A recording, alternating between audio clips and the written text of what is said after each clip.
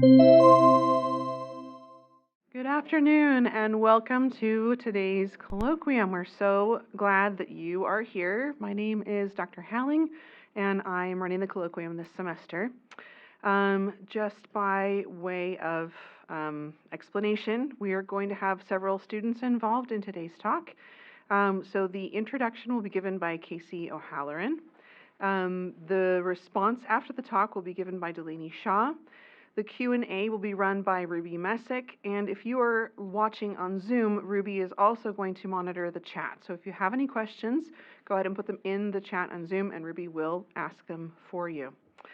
So to begin, we will start with a prayer by Maya Cornaby, and she is a major in public health, and her minor, of course, is GWS. So, okay. Is she here? She is not here. Okay. Is she coming? You want to go ahead and do it? Okay, perfect.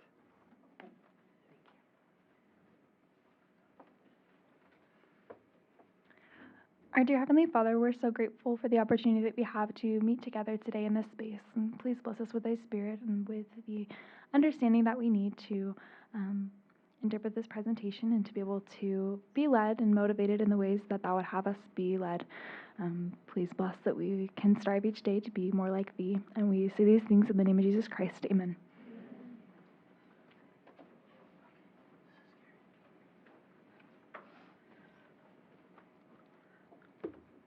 Lower that because I'm short. Okay. We are excited to welcome Susanne Woods to our campus today. Susanne is currently a visiting professor of English at the University of Miami. She lives in Florida, where she enjoys kayaking and playing tennis in her free time. She completed her undergraduate education at the University of California, Los Angeles, earning her bachelor's degree in political science. She went on to get her PhD in Renaissance literature from Columbia University. She worked as a professor at Brown University for 20 years. In her career, she also held leadership positions as dean and provost at several other colleges. Her main focus of research has been on John Milton and Aemilia Lanyer.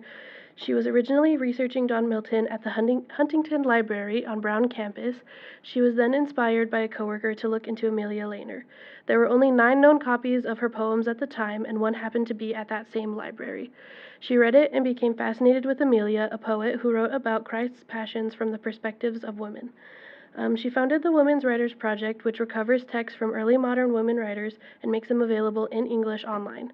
This project has made texts written by women from the early modern period, which were once rare and hard to obtain, more accessible than ever before. These texts have also been electronically encoded, making the documents searchable for research purposes. The work she did with the Women's Writers Project led her to a collaboration with the Oxford University Press, publishing volumes of work from early modern women writers, including the works of Aemilia Lanyer. Her presentation is titled Aemilia Lanyer, The Life and Myth of England's First Major Woman Poet. Please join me in welcoming Professor Woods to our colloquium with a round of applause.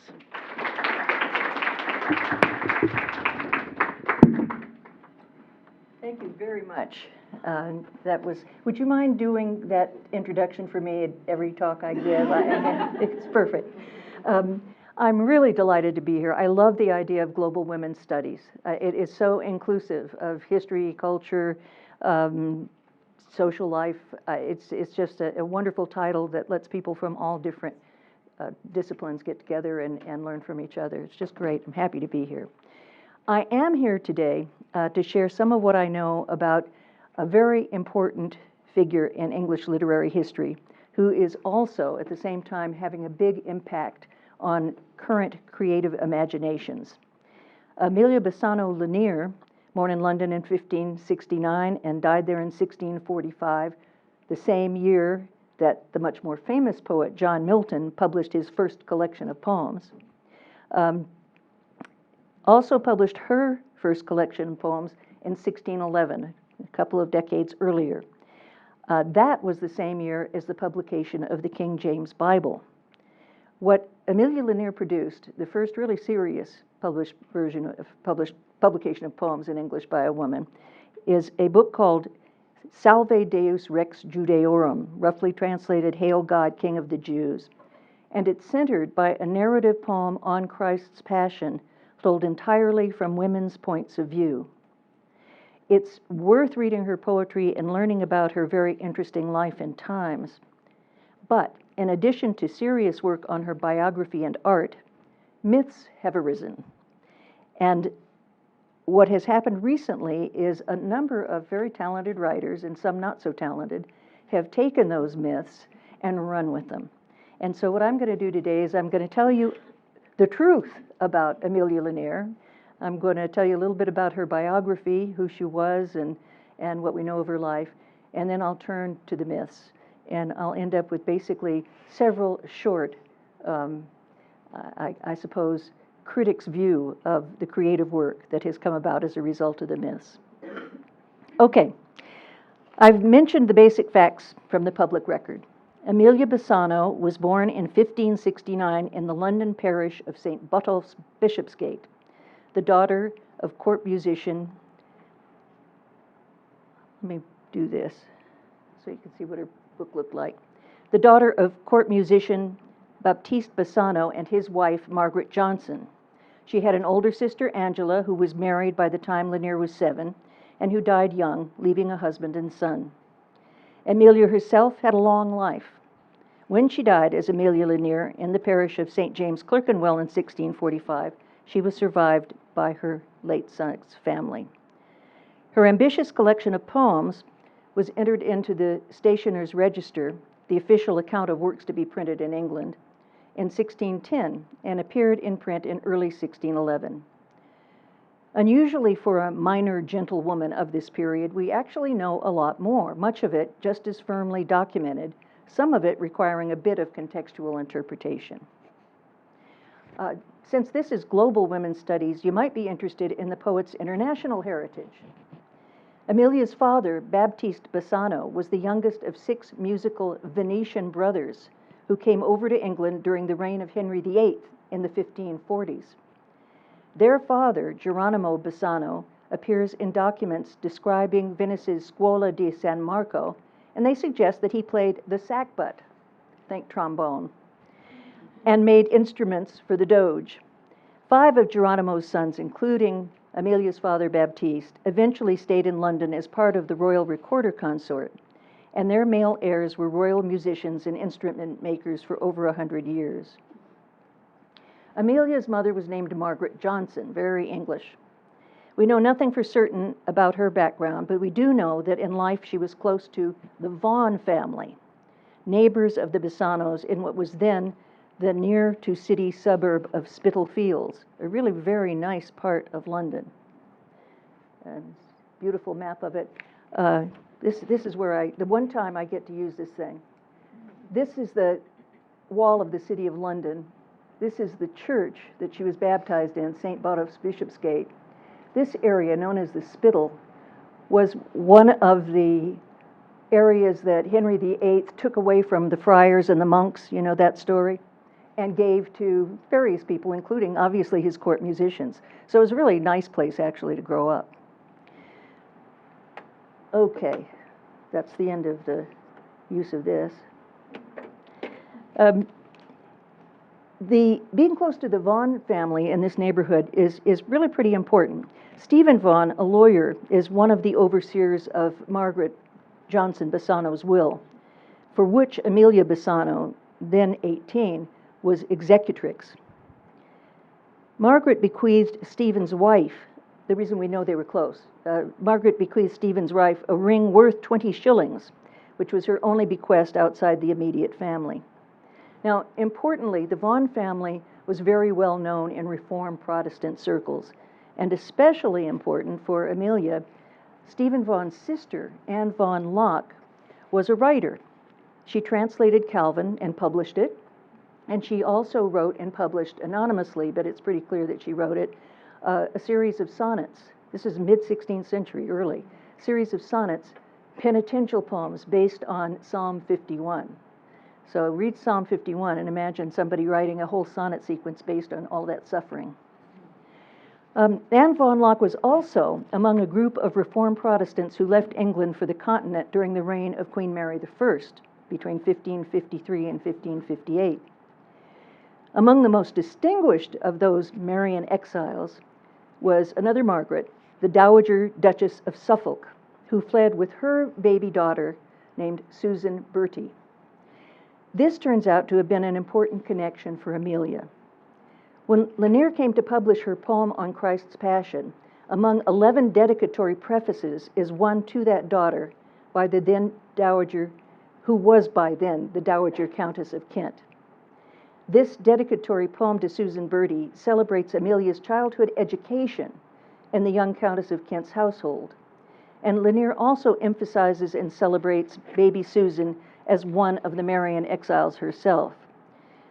She talks about her in this poem as daughter to the Duchess of Suffolk, whose faith did undertake in infancy all dangerous travails by devouring seas, to fly to Christ from vain idolatry, not seeking there this worthless world to please. By your most famous mother so directed, that noble Duchess who lived unsubjected by Catholic Queen Mary. As an aside to those of you in global studies who might have an interest in religious studies, one of the areas in Lanyer's studies that remains open to further inquiry is her theology. Most students of Lanyer have simply assumed it was a sort of broad Christianity, while the myth makers have shown no interest at all. They like her as a loose woman. And there is loose woman evidence, though not nearly as salacious as the myth makers would hope. Here's a timeline of the first half of Lanyer's life. In addition to learning about her from the public record in her own poems, Lanyer appears as a client of the astrologer Simon Forman, whose notes and diaries provide a rich resource on her self-reported life. She went to see him in the summer of 1597, and he took lots of notes. In those notes, we learn of her long-standing affair with the much older Henry Carey, Lord Hunsdon, Queen Elizabeth I's cousin and her Lord Chamberlain. As background, Lanyer's father died when she was 7. According to her mother's will, Margaret Johnson retained a decent income, including some sort of pension and the rentals on some properties. Emilia's education in Susan Bertie's household, possibly through the Vaughan connection, likely occurred after her father's death and probably concluded when the Dowager Countess remarried and moved away when Aemilia was 12 or 13. The important thing here is that she got a pretty good education at a very high-class household that valued education, and we have a lot of evidence for that. It's also likely that Aemilia then returned to her mother's household, given her status as executrix of the will and her mother's reference to her as well-beloved daughter Aemilia Bassano, to whom I will and bequeath all my lease goods and chattels, on the condition that Aemilia also provide £10 a year and some other financial services for her sister's husband and son. We don't know exactly when or how Aemilia Bassano caught the eye of Lord Hunsdon, but it was probably after the death of her mother. In any case, most likely from about age 18 or 19 until she became pregnant at 23, that is, between about 1588 and late 1592, Lord Hunsdon was her lover and protector. Those years, as Simon Forman recorded her telling him in 1597, she enjoyed life at court and the favor of the Queen. She hath been favored much of her majesty and many noble men, he reports, and hath had great gifts and been much made of, and a noble man that is dead, Hunsdon died in 1596, the year before, hath loved her well and kept her and did maintain her long. Then, as her pregnancy by Hunsdon became visible, she was married, as she told Forman, for show to a young court musician, Alfonso Lanyer, who gave his last name to baby Henry, who appeared a few months later. Although she complained about her musician husband using up her small inheritance, Aemilia Bassano, now Lanyer, had some affection for him. A major concern of her visits to Forman was a series of miscarriages. In December 1598, she and Alfonso baptized a baby daughter at St. Margaret's, Westminster, their parish church. Sadly, the daughter only lived until September 1599, when she was buried at Emilia's family church, St. Botolph's Bishopsgate. In her 1597 meetings with Forman, Aemilia also wanted to know from Forman's astrological castings if Alfonso would become knighted through his then current service under the Earl of Essex in Ireland. Would she be a lady or no, as Forman jots it down. Essex was known to pronounce knighthood on his soldiers with some profligacy, but Captain Alfonso Lanyer did not get the tap. Amelia's disappointment and her memories of life among the higher born become a focus on status that permeates her poetry. Of the 11 dedicatory poems to her major poem, 10 are to women of high estate. Her awareness of her own lower status is explicit in the last poem in her volume, a poem called The Description of Cookham, which, by the way, was the first of what are called country house poems to be published in English. The more famous one was published a few years later by Ben Jonson, and it became a genre very popular in the 17th century. Okay, in this poem, Lanyer complains, "Unconstant fortune, thou art most to blame, who casts us down into so low a frame, where our great friends we cannot daily see, so great a difference there is in degree." She goes on about this too, saying, and besides, those in lower state have more love for their friends in higher state than the other way around. But oops, I shouldn't say that. She's very... Simon Forman is a useful resource for some of Lanier's background and her longing for higher social status, but he was also a sexual predator, and his interpretation of women's motives cannot be trusted. His diaries often record his assignations with female clients, with whom he seeks to hallock, his personal euphemism for the sexual act. During those several meetings with Lanyer in 1597, Forman clearly finds her very attractive and does his best to get her to hallock, which she refuses to do, much to his frustration. He apparently thought that her affair with Lord Hunsdon meant she was more generally available, but obviously she had taste. What is most clear from Lanier's self-reporting to Forman is that as a young woman, she had access to the Elizabethan court, notably during a time when the great national poet Edmund Spenser was reading aloud the first 3 books of his masterpiece, The Faerie Queene, to the Queen and her courtiers. It's also clear that she missed the court and that she had hopes of somehow finding her way back through the prospect of her husband being knighted, but possibly also through patronage, or rather matronage. Here's a slide of what we know from the dates from the last part of her life. Lanier's first serious modern critic, Barbara Lewalski, viewed Lanier's volume of poems as an effort to regain and gain attention from those ladies whose ranks she was never able to join, but who might appreciate and reward her literary efforts. If we can trust the biographical content in the poems, Lanyer did have something of a patron in another Margaret Russell, the Countess of Cumberland, who had also supported Spenser, among other male poets. It was to Margaret that Lanyer dedicated her principal poem, the Salve Deus Rex Jade Aurum, and as I mentioned, the country house poem, with its frustration over class divides. Apparently, according to that poem, Lanyer had just a wonderful time with Margaret and with her daughter, Anne Clifford, who went on to become very famous in her own right, and Lanyer was probably her music tutor during that summer. But boy, when they have to leave and go back to England to be in court and she can't go, that's when you get all of those complaints in the poem. Very interesting. Margaret, however, was enough of a patron to send a copy of Lanier's poems to the then heir to the throne, Prince Henry. And Alfonso was proud enough of his wife to send a copy to one of his patrons, Thomas Jones, the Archbishop of Dublin. Both of these books, with identifying inscriptions, are among 9 extant volumes. The popular Prince Henry, alas for England, died unexpectedly in November 1612, and Alfonso Lanyer died in 1613.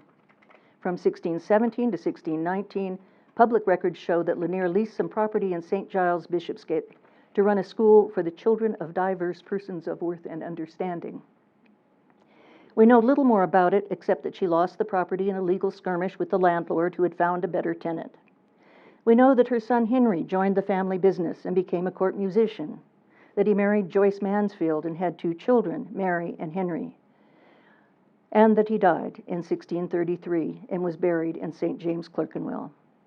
Aemilia appears in the public record in 1631 and 1634, involved in legal fights with her husband's brothers over a hay and grain patent that Alfonso had brought to the family through his connection with that Archbishop of Dublin. Lanier's second legal arguments are presented on behalf of herself and her 2 grandchildren, then 7 and 5 years old. This connection and her death in the parish of St. James, Clerkenwell in April 1645 suggests that she continued to live with her late son's family and, described as a pensioner, had a steady income, probably from those hay and grain patents. Okay, thus ends the dull biography, the dates that we know. So far, solid public record, along with those helpful notes from Simon Forman. To return to Forman, however, we should all be grateful for what Lanyer revealed to him and for his note-taking, which gives us much more of her story than we would have otherwise. His handwriting, however, is terrible. And the readings and misreadings of his 3 encounters with Aemilia are responsible not only for shedding real light on an important part of our biography, but also for initiating the myth. And of course, you will find this myth much more interesting than what I just rattled off to you.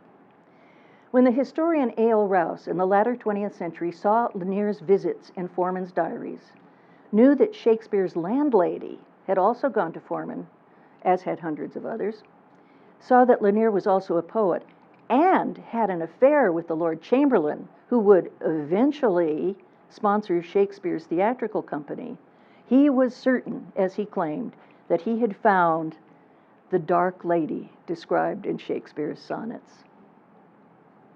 As proof that she must have been dark, Rouse reads Forman describing her as having been very brown in youth. In fact, as I and others have seen, after much effort, Forman's note actually reads very brave in youth, meaning flashy, outgoing. When this misreading was pointed out to him, Rouse did not repeat it, just quietly dropped the reference, but maintained that her father's Italian background suggested that she was dark.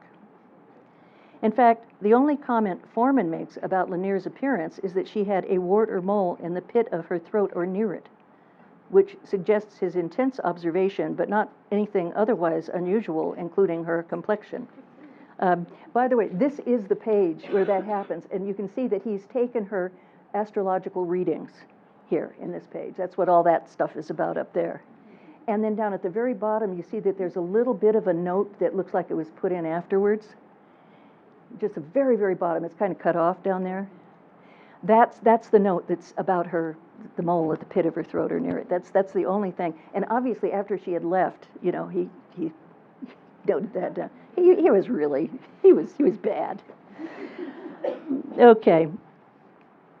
We owe 2 things to Rouse: the revelation of Aemilia Lanyer as a poet. Rouse provided the first modern publication of her poems in an edition which he titled "The Poems of Shakespeare's Dark Lady." And we owe to him the myth of an intimate connection with Shakespeare. A number of people, including the excellent Shakespeare scholar David Bevington, have shown good reason why this connection is very unlikely. While it is true, for example, that Hunsdon, as Lord Chamberlain, took charge of Shakespeare's company, they became the Lord Chamberlain's company in 1594, 2 years after Lanyer herself had access to the court. In addition, Rouse was a sloppy scholar. He misread Forman more than once. For example, he has Lanyer giving in to Forman's efforts to Halleck, wishful thinking on Rouse's part, where in fact it's abundantly clear that she did not, and Forman was angry about it. And yet she would not Halleck, he exclaims at one point, when he does little follow-up notes to his things. In providing a bit of Lanier's biography, Rouse gets her baptismal church wrong, misses most of the public record evidence of her life and activities, and just runs with his own theory as if it were all true. But of course, it is just too delicious to have Shakespeare in the mix, isn't it? Forget that the dark lady, the mistress Shakespeare describes, whose eyes are nothing like the sun, may be simply a routine play against Francesco Petrarca's sonneteering praise of his blonde, blue-eyed Laura. Sonnets were a fad in this period, and poets liked both to imitate and push against this Italian poet who had originated the sonnet sequence. There may or may not have been a real woman behind Shakespeare's Dark Lady. If so, it was probably not Lanyer. I think I do know what Lanyer looked like, because I believe that a privately owned portrait is very likely of Aemilia Bassano about to become Aemilia Lanyer. The evidence is circumstantial, but here it is. The painting exists in the collection of the direct heirs of Lord Hunsdon, the Berkeley family, whom I was given the privilege of visiting. In the Berkeley Castle family gallery is a Gerhardt's portrait of Lord Hunsdon dated 1591, during his affair with Aemilia. He was 43 years older than she was, but he was a pretty good-looking guy. In the family's private quarters, by the way, Gerhardt's, as some of you know, was the kind of important royal portrait guy in this period. In the family quarters, there's another Gerhardt's painting, usually called Unknown Lady in Black, dated 1592. I asked the family member who showed me around who they thought she was, and was told that they had no idea. Just assumed it was some family member from that period. It's not a portrait of Hunsdon's wife or daughter, nor of the wife of his son George Carey, who succeeded him as Lord Chamberlain. It seems odd to have such a formal portrait done by the same court painter who did Hunsdon himself, a painting of a woman apparently in her early 20s, and not to have any family record of who it might be. 1592, of course, is when Aemilia and Lord Hunsdon separated because of her pregnancy. Here's my Rousean running with this story.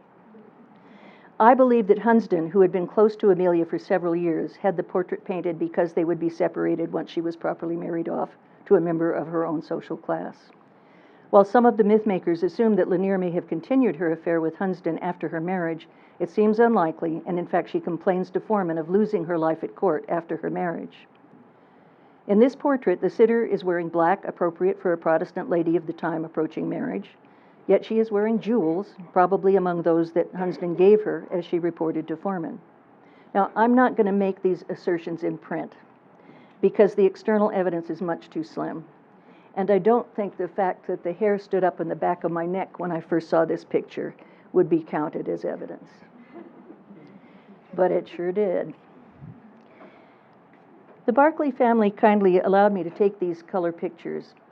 You will see from the portrait that I believe to be Aemilia, she has a standard English complexion, reddish-brown hair, and what appear to be hazel eyes.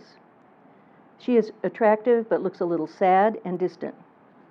Her ruff makes it impossible to see if she had a mole at the base of her throat or near it, but in any case, it would not be something the portrait artist would likely include.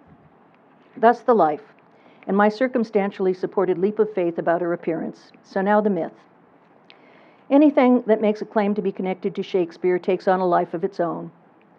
Rouse's exceedingly thin argument that Lanyer was the dark lady of Shakespeare's sonnets had been picked up by at least 2 other scholars, several amateur researchers, and an increasing number of fiction writers, including just recently by best-selling romance novelist Jodi Picoult. I'll give you a quick rundown of a few of the most insistent of the unlikely historical claims and the most interesting of the fictions. Roger Pryor, a senior lecturer in English at Queen's College Belfast, has sought to reinforce Rouse's case, playing up the possibility that the Italian Bassano family had Jewish roots and were possibly Sephardic Jews originally from Spain.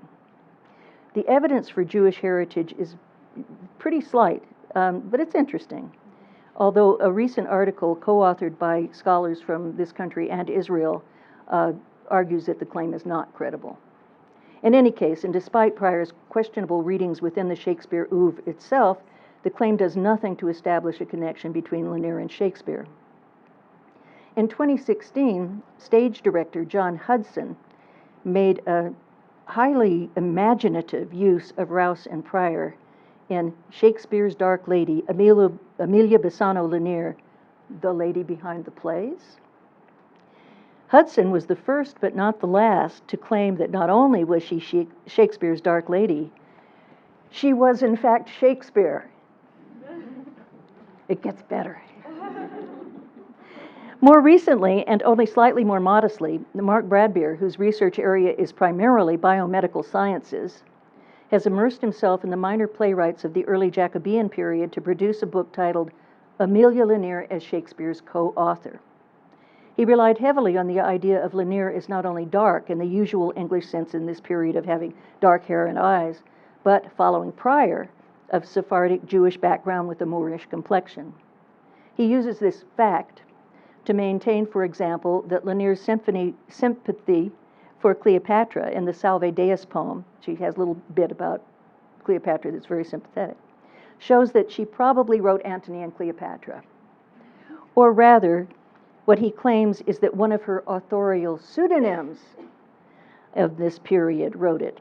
I won't go into detail about how Bradbeer gets Aemilia Lanyer as the author of works by Henry Willoughby, George Wilkins, and others, except to say it requires chasing down multiple rabbit holes of questionable connection.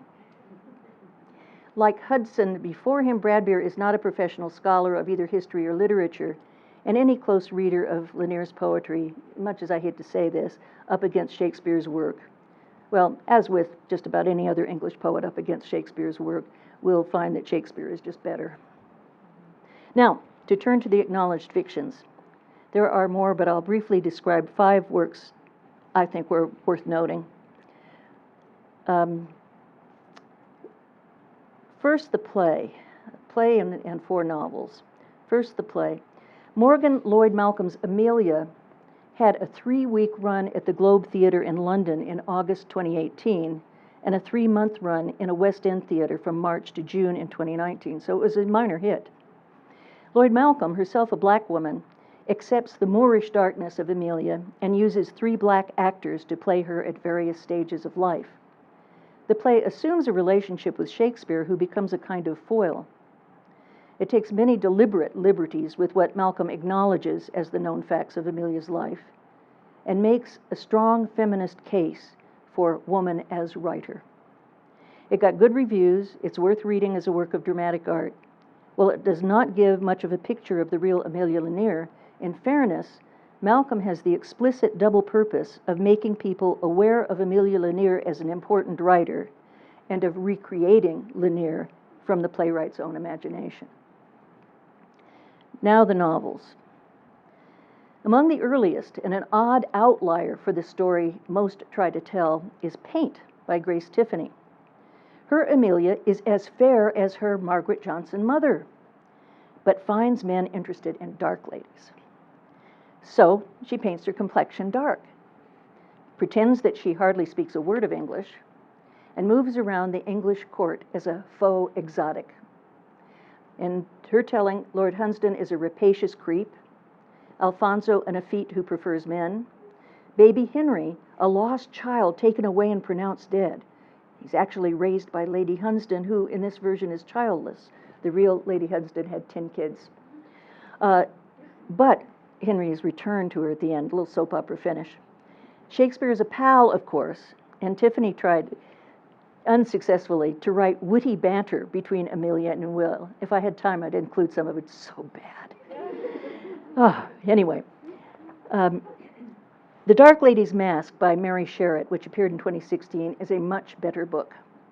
I like it because the author is conscientious about using what we do in fact know about Lanier's life, then fills in the gaps imaginatively. She takes the possibility of a Jewish background and turns the Bassano brothers into conversos who shared Friday night gatherings secretly. She takes the Dark Lady myth and has Aemilia be the one who introduces Shakespeare to the Lord Chamberlain. I liked that. She and Shakespeare go together to visit her uncle Jacopo Bassano in Italy, which is where, Shakespeare gets all his Italian stuff. And she, of course, then helps Will write some of his earlier plays. They eventually have a falling out. In this version, Shakespeare's fellow playwright Ben Jonson is a cousin. Alfonso is a loving husband. The portraits are mostly believable characters. Of all the fictions, this is the one I would recommend for just a fun read that embellishes considerably, but mostly does not play havoc with the known facts and the history of the period. Here, the Dark Lady myth inspires what I think is a pretty good book. Then there's a really weird one, The Heavens by Sandra Newman, published in 2019. It's an odd but time warp novel set in an ever-changing present and an ever-changing past. To start, the present is a generally happy one, and so is the relationship between Kate and Ben, the modern period protagonists. The past first appears in a dreamscape in which Kate seems to inhabit Aemilia. And as the book goes forward, there's a back and forth in time. As things change in the past, they also change in the present, mostly going downhill for the characters and the world they live in. Over time in the past, Aemilia becomes less and less important within the world she shares with Shakespeare, and Will Shakespeare becomes more and more important. If there's a moral to the story, it would seem that the erasure of a woman's power has been the price to pay to have Shakespeare in the culture. That's a bit of an oversimplification. You're welcome to read it for yourself, and I do actually recommend it if you like time travel fiction. At the least, it's another example of how the myth of the Dark Lady inspires imagination. Then we come to Jodi Picoult, whose by any other name appeared just 2 months ago and immediately made #1 on the New York Times hardcover fiction list.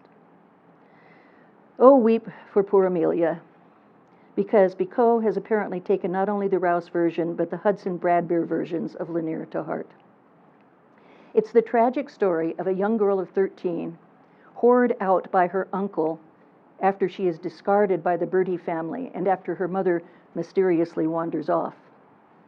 Fortunately, she almost immediately becomes the protected courtesan of a kindly Lord Hunsdon. In this story, Lord Hunsdon, as Lord Chamberlain, must act as approver and censor of all plays that might appear before the court. And of course, the highly imaginative and ambitious young Aemilia finds a stack of them on his desk. They're terrible, and she thinks she can do better. One of them, particularly bad, is by someone named, you guessed it, William Shakespeare. Okay, eventually she meets up with him and arranges for him to be the name behind her plays, for which he pays her. In the meantime, she has met and participated in the Countess of Pembroke's literary circle, becomes good friends with Christopher Marlowe, has a passionate affair with the handsome young Earl of Southampton, Shakespeare's actual literary patron, who becomes the probable father of her son. Southampton's name, like Lord Hunsdon's, is Henry.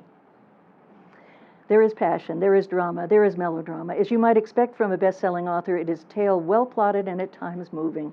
It bears almost no relation to the actual life of Aemilia Lanyer. I have no problem with fiction doing whatever it likes with history as long as it's a good yarn. But I sigh when it demands that we treat as historically possible claims that go directly against the historical record. This is what Picoult does. Without belaboring the point, I'll just give a quick example. She's simply wrong about what Aemilia was doing after the death of her father and the probable end of her education. She pushes the idea that Aemilia must have gotten together with Lord Hunsdon as soon as she left her time at Susan Bertie's household. And to do that, she must somehow have Amelia's mother wander off destitute and disappear to make the story work. But we know from the content of her mother's will that mother and daughter were very close.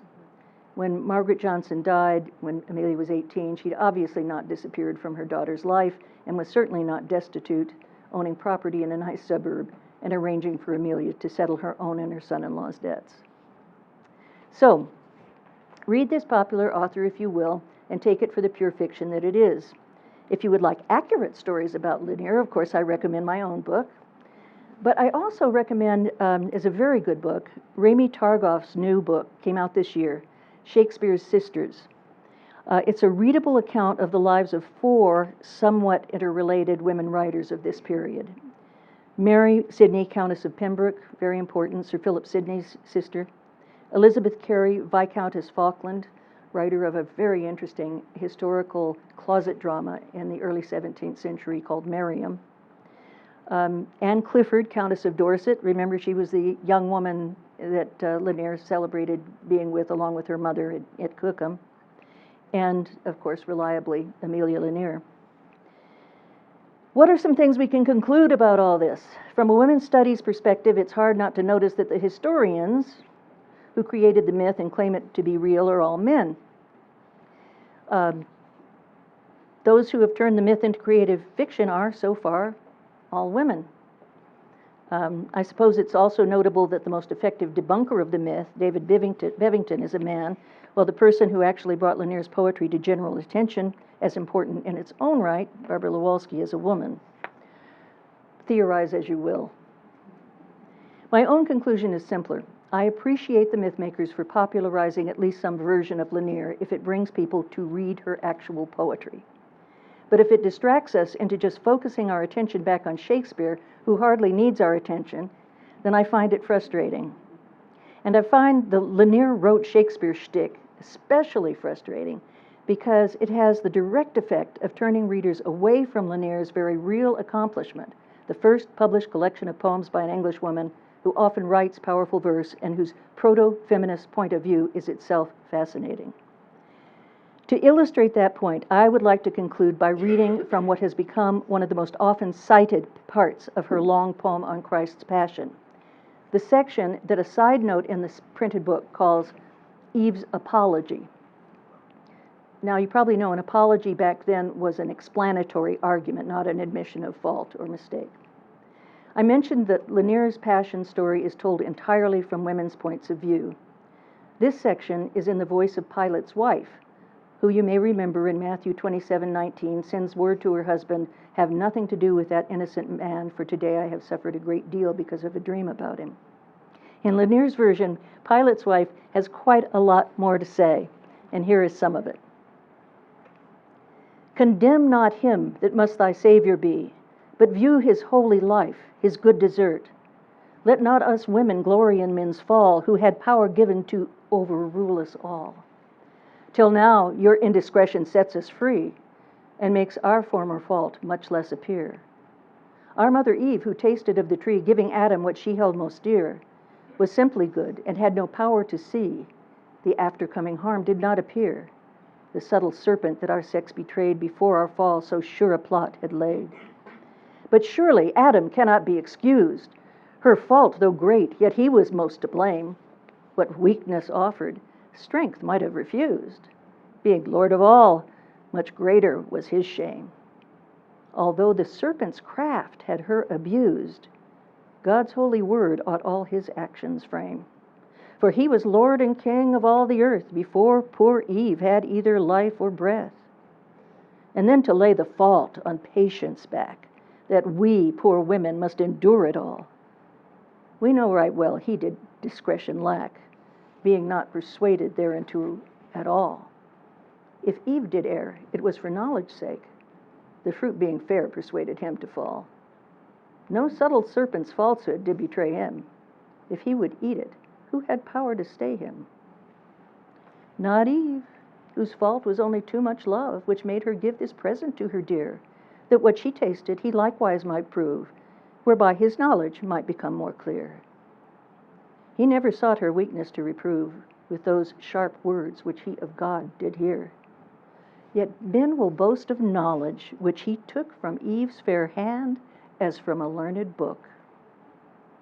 Her weakness did the serpent's words obey, but you, to Pilate, in malice God's dear Son betray, whom if unjustly you condemned to die, her sin was small to what you do commit. Then let us have our liberty again, and challenge to yourselves no sovereignty. You came not in the world without our pain. Make that a bar against your cruelty. Your fault being greater, why should you disdain our being your equals, free from tyranny? If one weak woman simply did offend, this sin of yours hath no excuse nor end. I leave you with this, a taste of the real Aemilia Lanyer, with the suggestion that we do not need Shakespeare to make her very, very interesting. Thank you.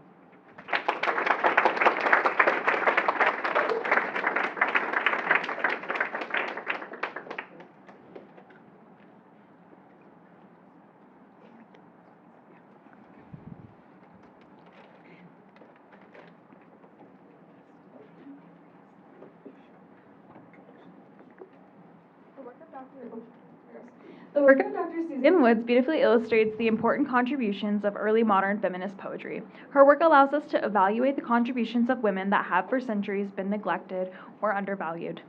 Dr. Woods' presentation has taught us about the genre of feminist literary criticism through highlighting writers like Aemilia Lanyer, who used creative literary practices like poetry to resist and critique the patriarchal systems that limit female opportunity. The key themes of this presentation were the recovering of literary works by female authors, the importance and impact of feminist writings, and the spiritual impact of female-focused poetry. The recovery of literary works like those of Aemilia Lanyer demonstrate for us all the impact women have had throughout time. They have contributed even when their work has gone unnoticed. Susanne's contributions remind us to read between the lines of history and find the hidden work of women. We must all strive to highlight and call attention to the historical influence of women in all corners of the globe. The presentation encourages us not to repeat the mistakes of the past and neglect the thoughts and ideas of women on important spiritual, political, economic, or social issues of our own time. May we all take this beautiful presentation given to us by Susanne Woods today as an inspiring and hope-filled reminder to not only utilize our own creativity to bring about change, but also to highlight the work of our sisters and help them to find their own voice. Thank you, Dr. Woods, for your presentation. We will now turn the time over to Ruby Messick for the Q&A segment.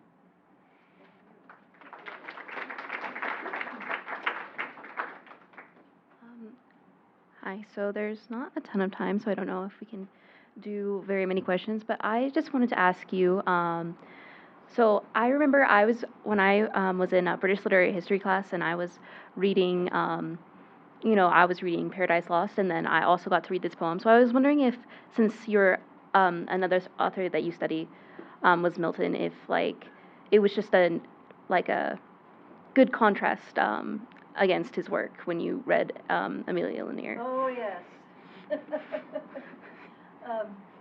I'm not going to try and use a mic. Can you hear me? Yeah. Okay. I'm not fond of mics, as you may have guessed.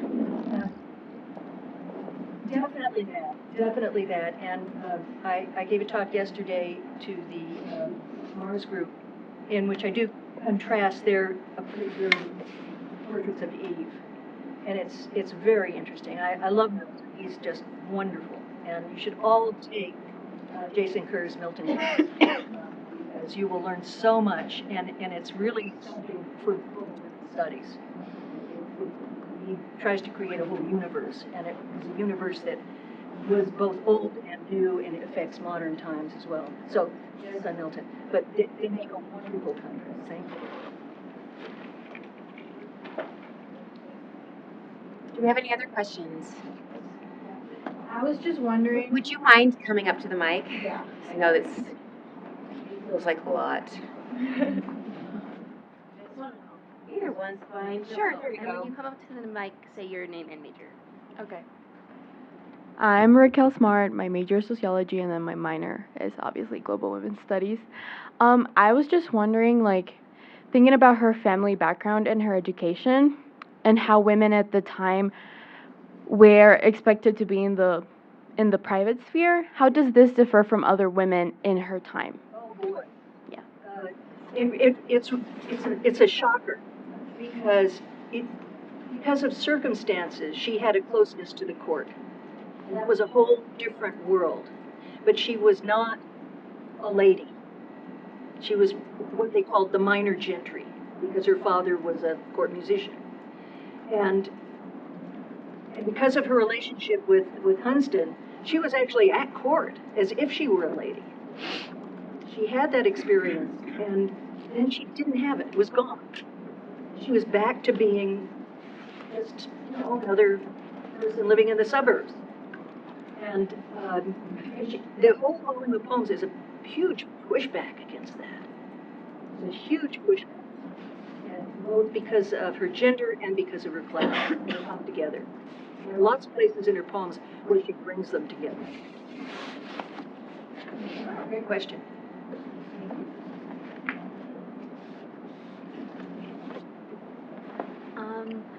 We are now out of time, but I think we should, have one more time to thank Susanne Woods for coming and giving us this wonderful talk.